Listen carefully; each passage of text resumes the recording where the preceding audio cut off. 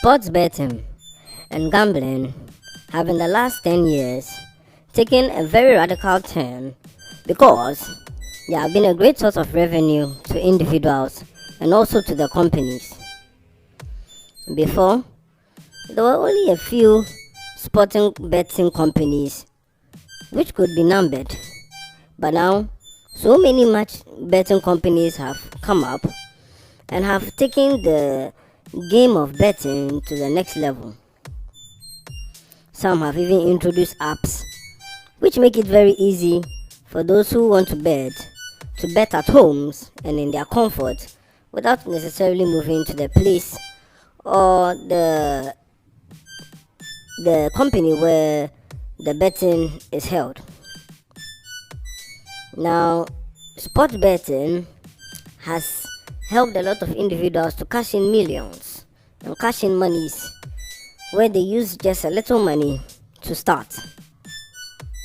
We have also seen a number of people who have made great losses during these betting games because one or two teams didn't win or fail like they expected to. And then there's also gambling, where we have seen big casinos and restaurants which have incorporated with some of these gambling agencies to have one or two of them inside their facilities. This has also been a major source of revenue to many. But what we want to look at today is if sports betting and gambling is doing the nation more good than harm.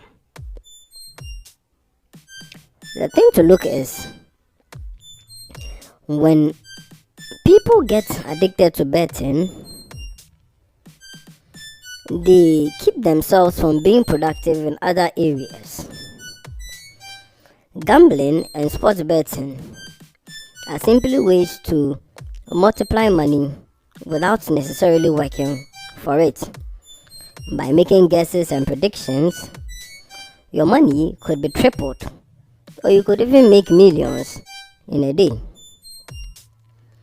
Now, we wouldn't ignore the fact that this is a good source of revenue to those who had nothing before.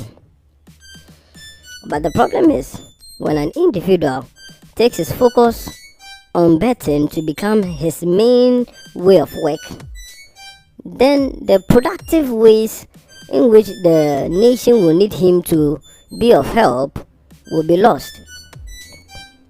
If, for example, an individual has a farm and has also heard of sports betting and so decides to do his farming as well as betting, he would open for himself two sources of revenue, which is farming and betting or gambling. Now, let's say his betting is doing well whilst his farm is not doing too well. If he feels like there's the need to focus more on sports bet, he may neglect his farm and not pay attention to it like he's supposed to. What happens is, because now he has placed all his hope on sports betting, those farms would become useless, and the produce and harvest that it was supposed to yield for this nation will not be present anymore. There's also the fact that you have to look at this betting and this gambling are just games of chances. A simple goal can make a difference. A simple draw can make a big difference. What this means is that for an individual who leaves his farm and decides to go full time into sports betting, he will face the risk of losing big if things don't go well as he planned to. Now, sports betting and gambling have also been ways to amass revenue for the nation, and we wouldn't ignore that either. When a general research was done into the amount of taxes and revenues that is being generated from these sports betting companies, we realized that in the last 5 years, there has been at least an 89% increase in profits generated from these companies, which go a long way to help the nation. And now that these sports betting companies are making that much revenue, the nation can rely on these taxes that is gained from them to do one or two things.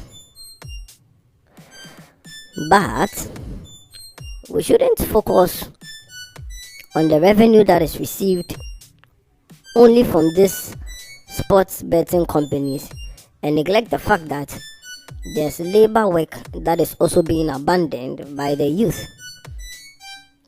It will surprise you to know that young people are involved in this sports betting.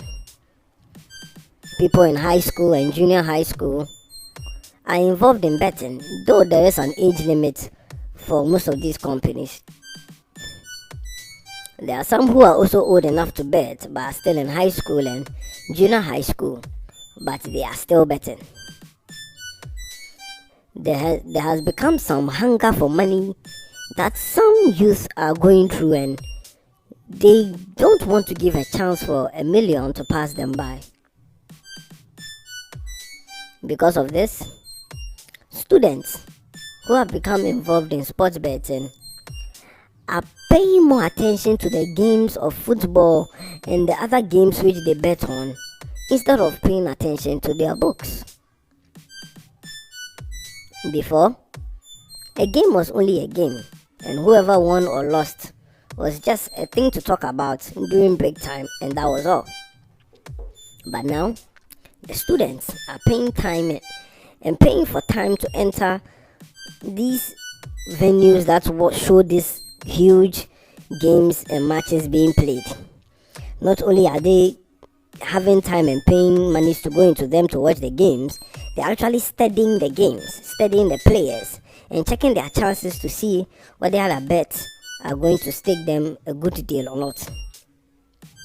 The students are now educating themselves on the games, and it has become like a subject to them. Now, there are those who don't even want to mention sports betting because of their religious views, and some of them shun the thought of it even when it comes close, because they are unhappy that people could just make money like that without working for it. When we asked such people what they thought about the students who were going into it, they said quite frankly that most of them are headed for doom.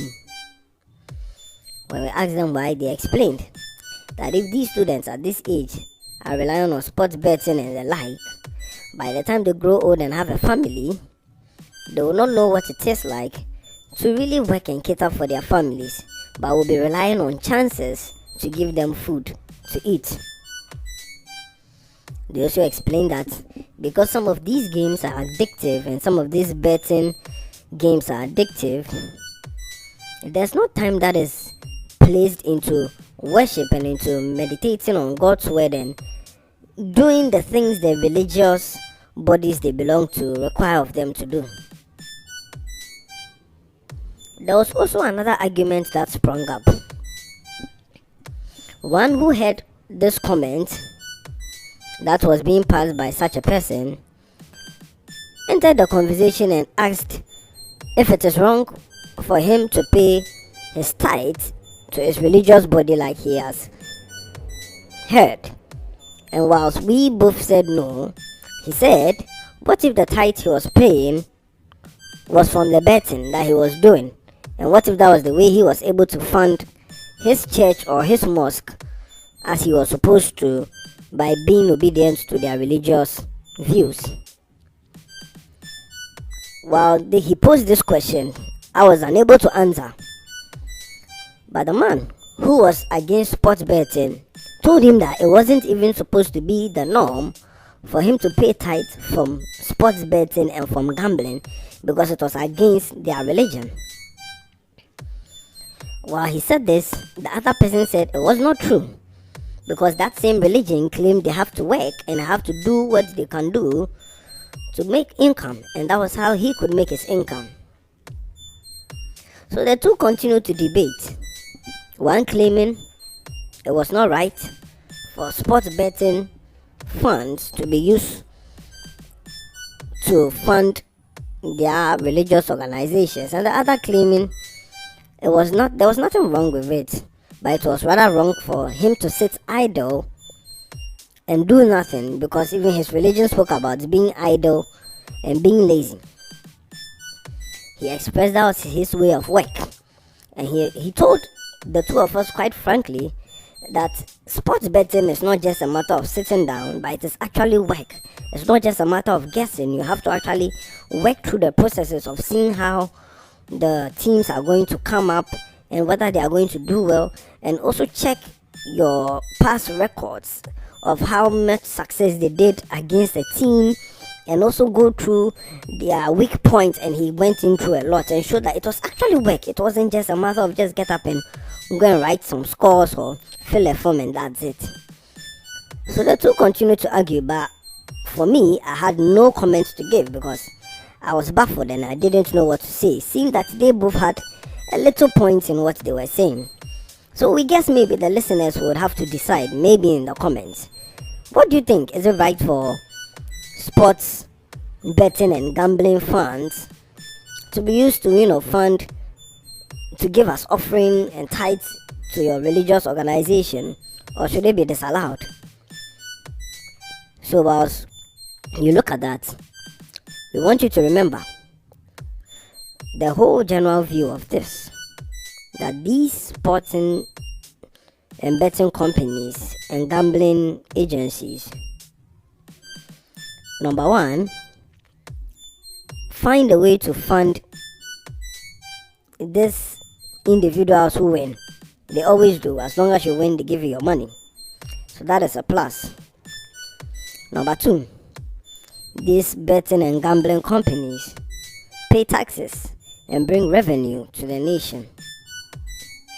Number three, by the games they promote, they bring joy to those who are stressed out and are thinking of ways to relax and calm down. So that's also a plus. And then also they build up the faith of those who are not sure whether they would be able to make a win or not, by giving them the chance to push their faith to a level of making money by guessing and predicting a score. And that also is a plus. Now I want to look at the negatives.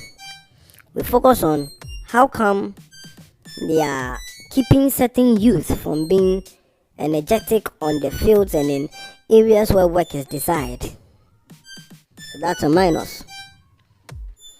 Another one is how they are very addictive sometimes, and those who get addicted to them will be forced to make money the wrong way when they are not getting even money enough to be able to start a sports bet and to fill a form which will require some monies to do so.